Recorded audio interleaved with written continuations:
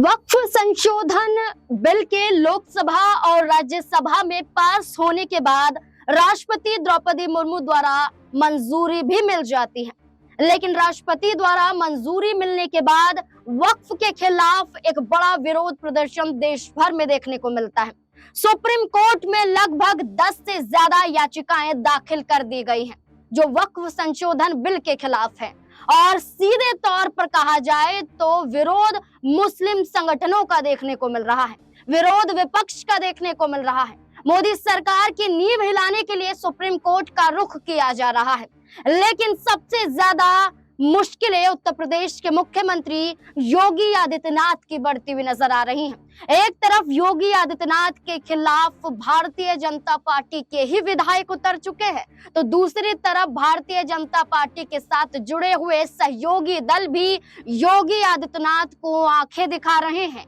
सहयोगी दल भी भारतीय जनता पार्टी का साथ छोड़ने के लिए तैयार दिखाई दे रहे हैं। और कारण है वक्फ बिल के पास होने के बाद मुस्लिम समुदाय का बहिष्कार कर देना, मुस्लिम समुदाय के जरिए ये कह देना कि हम उन राजनीतिक दलों का समर्थन नहीं करेंगे जिन्होंने हमारा समर्थन नहीं किया। संसद में जिन दलों ने वक्फ बिल को पास करवाने में अपनी सहमति जताई, आज चुनाव में उन्हें खामियाजा भुगतना पड़ेगा। तो इससे पहले ही जयंत चौधरी की पार्टी आरएलडी के प्रदेश महासचिव शाहजेब ने इस्तीफा सौंप दिया और जयंत चौधरी से अपनी उम्मीद को भी तोड़ते हुए नजर आए। इसके साथ साथ देखा जाए तो भारतीय जनता पार्टी के साथ जुड़े हुए अन्य सहयोगी दल भी इस बिल के विरोध में दिखाई दे रहे हैं। तो क्या योगी आदित्यनाथ का उत्तर प्रदेश से सफाया और दूसरी तरफ क्या भारतीय जनता पार्टी से गठबंधन तोड़ने के लिए सहयोगी दलों का बड़ा कदम देखने को मिल सकता है? तमाम सवाल खड़े हो जाते हैं। मेरे साथ मेरे वरिष्ठ सहयोगी अमन सर जुड़ चुके हैं। सर, एक तरफ योगी आदित्यनाथ को हटाने की तैयारियां चल रही हैं, खुद बीजेपी विधायक कहते हैं कि उन्हें गोरखपुर या फिर दिल्ली चले जाना चाहिए और मुख्यमंत्री की कुर्सी छोड़ देनी चाहिए। इसी बीच में जहां ये ऐलान किया गया विधायकों के जरिए, वक्फ संशोधन बिल का मुद्दा उठ जाता है और यही बड़ा मुद्दा बन गया है कि मुस्लिम समुदाय द्वारा सड़कों पर विरोध किया जा रहा है, सुप्रीम कोर्ट का रुख किया जा रहा है। क्या ऐसे में योगी आदित्यनाथ की मुश्किलें भी उत्तर प्रदेश में बढ़े, क्योंकि जयंत चौधरी जैसी बड़ी पार्टी के बड़े चेहरे इस्तीफा दे रहे हैं और जयंत चौधरी इस बात को लेकर खामोश दिखाई दे रहे हैं? देखिए, बिल्कुल, और जाहिर बात है कि यहाँ पर उत्तर प्रदेश के लिहाज से हम देख रहे हैं कि सीएम योगी की मुश्किलें अभी नहीं तो आने वाले वक्त में बहुत ज्यादा बढ़ने वाली हैं, क्योंकि यहाँ पर न सिर्फ उनकी पार्टी बल्कि जो सहयोगी दल है उनके अंदर भी खासी नाराजगी है। क्योंकि आपने देखा कि सीएम योगी के खिलाफ एक तो पहले ही उनकी पार्टी में कई एमएलए, कई विधायक यहाँ तक कह चुके हैं कि भाई अब सीएम योगी को दिल्ली चले जाना चाहिए और उत्तर प्रदेश की कमान जो है वो केशव प्रसाद मौर्य को सौंप देनी चाहिए। उसी बीच में जब वक्फ का मामला पूरा सामने आता है और यहाँ पर जयंत चौधरी जो बीजेपी के साथ खड़े हुए यहाँ पर दिखाई पड़ते हैं, सहयोगी दल हैं बीजेपी के, लेकिन जिस तरह से अब पार्टी के अंदर, आरएलडी के अंदर विरोध हो रहा है, और ना सिर्फ विरोध हो रहा है नाज़रीन, बल्कि यहाँ पर तमाम जो उनके पदाधिकारी हैं, तमाम पदों पर बैठे हुए लोग हैं, जिस तरह से अब वो इस्तीफा देते हुए दिखाई पड़ रहे हैं, तो आप ये मानकर चलिए कि आज नहीं तो कल ये अब आरएलडी को भी समझना पड़ेगा। क्योंकि आरएलडी जैसी पार्टियां हमेशा से धर्मनिरपेक्ष के रूप में काम करती हैं, वो हमेशा हिंदू मुस्लिम को एक साथ रखना चाहती हैं, एक साथ आगे बढ़ाना चाहती हैं, और इसीलिए जयंत चौधरी ने तमाम मौकों पर सीएम योगी के आदेशों की भी खिल्ली उड़ाई है। यहाँ तक कहा है कि जो सीएम योगी जिस तरह की बात कर रहे हैं वो हमारे समाज में किसी भी एंगल से एक्सेप्टेबल नहीं है, उसको हम एक्सेप्ट नहीं कर सकते। आपको याद होना चाहिए कि जब कांवड़ यात्रा का वो दौर, जब सीएम योगी और तमाम उनके जो कह सकते हैं सहयोगी थे, वो इस बात को लेकर खूब हो हल्ला मचा रहे थे कि भाई मुस्लिमों को इस कांवड़ यात्रा से अलग कर देना चाहिए, उनका जो कह सकते हैं कि जो भी सामग्री वो बेचते हैं उनसे मत खरीदो। ऐसे वक्त पे जो जयंत चौधरी कहते हुए नजर आते हैं कि भाई वो हमारे समाज का अटूट हिस्सा है और नाम प्लेट लिखना कहां तक सही है और कहां तक ये जायज है कि हम अपने समाज को दो हिस्सों में बांट रहे हैं। उन्होंने यहां तक कह दिया उस वक्त की योगी सरकार ने ये बड़ी भूल की है, बड़ी गलती की है और उसको तुरंत उनको सुधार करना चाहिए। कुछ दिनों पहले भी हमने देखा ईद की नमाज को लेकर उत्तर प्रदेश में खूब सारा हो हल्ला मचा हुआ था कि भाई सड़क पे नमाज नहीं होनी चाहिए, तो ऐसा नहीं होना चाहिए। उस वक्त भी जयंत चौधरी और उनकी पार्टी के तमाम सारे नेता निकलकर सामने आते हैं और बाकायदा टीवी के ऊपर जब डिबेट शो चल रहे थे मीडिया के अंदर आकर बयानबाजी करते हैं कि भाई अगर 10 से 15 मिनट के लिए अगर नमाज होती है, आधा 1 घंटा अगर रोड ब्लॉक भी कर दिया जाता है तो कौन सी आफत आने वाली है। कावड़ यात्रा हो या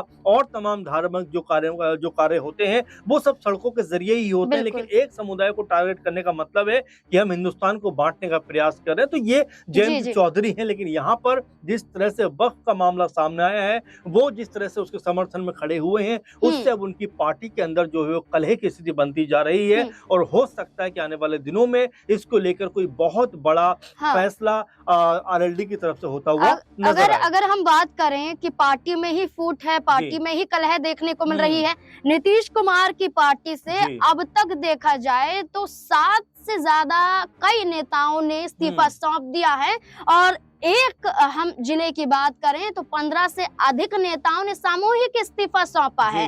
वहीं क्या जयंत चौधरी को इस बात का डर सताएगा कि पार्टी बचाना ज्यादा जरूरी है?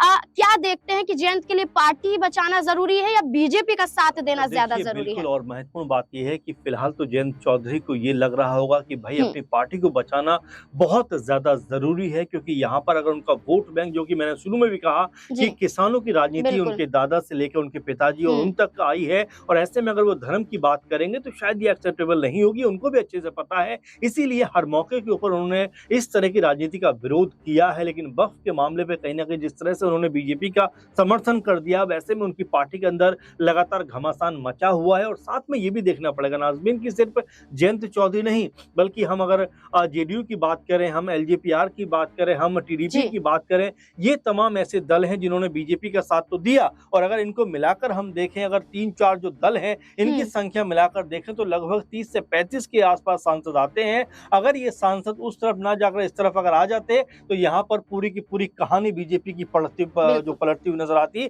आप देखिए बीजेपी के पास इस समय 240 के आसपास कह सकते हैं सांसद हैं, और उसमें से भी 2 से 3 सांसदों ने वोट नहीं किया है। ये भी अपने आप एक बड़ा मामला बना। और साथ में जो उनके दल के लोग थे और जो सहयोगी दल थे, उन्होंने भी अगर यहाँ पर विरोध का रुख अपनाया होता तो बीजेपी का जो पास कराने का सपना था वो यहाँ पर टूटता हुआ दिखाई पड़ता। लेकिन अब यहाँ भले ही बीजेपी ने सपना अपना पूरा करा लिया हो, लेकिन अब जिन सहयोगी दलों ने बीजेपी का साथ दिया था, चाहे वो जेडीयू हो, जैसा आपने भी कहा कि लगभग हर जिले में हर जगह पर ऐसा लग रहा है बिहार के अंदर कि जेडीयू के साथ जो मुस्लिम लोग थे अब तक बीजेपी का जेडीयू का साथ दे रहे थे, वो भी पार्टी छोड़ते हुए दिखाई पड़ रहे हैं। एलजेपीआर के अंदर भी, चिराग पासवान की पार्टी के अंदर भी कई जगह पर ऐसा सुनने को आ रहा है कि तमाम जो लोग हैं वो अपना इस्तीफा सौंपते हुए दिखाई पड़ रहे हैं। इसके अलावा जयंत चौधरी का जिक्र आपने कर ही दिया। अगर हम टीडीपी की बात करें, टीडीपी के पास में 16 सांसद थे, लेकिन उनमें से एक सांसद ने संसद में जाना जरूरी नहीं समझा, क्योंकि वो इसका विरोध कर रहे थे। और ऐसे में अब सवाल खड़े होते हैं कि क्या टीडीपी भी अपने आप को बचा पाएगी या टीडीपी में भी कहीं दो फाड़ ना बन जाए, क्योंकि टीडीपी की जो राजनीति है नाज़मीन वो भी बड़ी स्पष्ट रही है। उन्होंने भी हमेशा जो सेकुलर चेहरा होता है वो दिखाया। अब अगर आप उनका मैनिफेस्टो पढ़ेंगे जो बीते चुनाव का है, तो उसमें उन्होंने मुस्लिमों को 4% आरक्षण देने की बात कही है। जो मुस्लिम बेटियों की शादी होती है उनके लिए भी 1 लाख रुपए देने की बात कही है। इसके अलावा आप देखिए कि हज यात्रा पे सब्सिडी देने की बात, और भी तमाम सारी बातें कही है। तो ये ऐसी बातें हैं, ऐसे बिंदु है जहां पर बिल्कुल आप उन चीजों को दरकिनार करके कहीं ना कहीं बीजेपी के साथ खड़े हुए हैं। तो यहाँ पर आपकी राजनीति के ऊपर तमाम तरह का संकट खड़ा हो सकता है। जो छोटे दल हैं उनके लिए बड़ी मुश्किल है, क्योंकि यहाँ पर जिस तरह से वो हिंदू मुस्लिम को जोड़कर चले हैं, लेकिन जिस तरह बीजेपी के कहने पर वो एक तरफा हुए हैं, ये उनकी राजनीति को नुकसान पहुंचाने वाला है। ऐसे में चाहे जयंत चौधरी हो, चाहे चिराग पासवान हो, नीतीश कुमार हो, या फिर चंद्रबाबू नायडू हो, अगर वक्त रहते फैसला नहीं लिया तो अब इनकी पार्टी मुश्किलों में पड़ सकती है। क्योंकि बीजेपी की जो राजनीति का तरीका रहा है नाज़मीन, वो हमेशा से एक तरफा रहा है। आपने देखा कि सीएम योगी जो उत्तर प्रदेश के मुख्यमंत्री भी हैं, क्या कहते हुए नजर आते हैं कि बटोगे तो कटोगे। इसके अलावा आप उनका बयान देखिए कि हम 80% की राजनीति करते हैं, यानी कि एक तरफा अगर देखा जाए तो वो एक समुदाय के साथ में खड़े हैं तो दूसरे समुदाय के खिलाफ नजर आते हैं। और ये तमाम बातें कहीं ना कहीं उत्तर प्रदेश में राजनीति को एक अलग दिशा में लेकर जाती हुई नजर आ रही है। बिल्कुल, अगर हम बात करें तो ना सिर्फ जयंत चौधरी बल्कि अनुप्रिया पटेल हो, ओम प्रकाश राजभर हो, संजय निषाद हो, कई बार कई मौकों पर भारतीय जनता पार्टी को आंखें दिखा चुके हैं अलग अलग मुद्दों को लेकर। ऐसे में उत्तर प्रदेश की राजनीति की बात करें या फिर भारतीय जनता पार्टी की बात करें, अगर गठबंधन में सरकार है या गठबंधन के साथ दल नजर आते हैं तो भारतीय जनता पार्टी को लेकर कहा जाता है कि सिर्फ और सिर्फ इस्तेमाल करने की राजनीति भारतीय जनता पार्टी जानती है और अपने सहयोगी दलों का अपने मन मुताबिक इस्तेमाल भी करती है। ऐसे में क्या जयंत चौधरी या अन्य दलों को इस बात का आभास होता हुआ क्या नजर आ रहा है? क्या अब भारतीय जनता पार्टी का साथ उत्तर प्रदेश में ये सहयोगी दल छोड़ देंगे? और क्या वक्फ संशोधन बिल के पास होने के बाद सुप्रीम कोर्ट में पहुंचा ये बड़ा मामला क्या अब इन सहयोगी दलों को मजबूर कर देगा कि बीजेपी के खिलाफ मुस्लिम समुदाय का वो साथ दे दें? क्या लगता है आपको इस पूरे मुद्दे को लेकर? अपनी राय कमेंट सेक्शन में जरूर दें। देखते रहें SPN9 न्यूज़। धन्यवाद।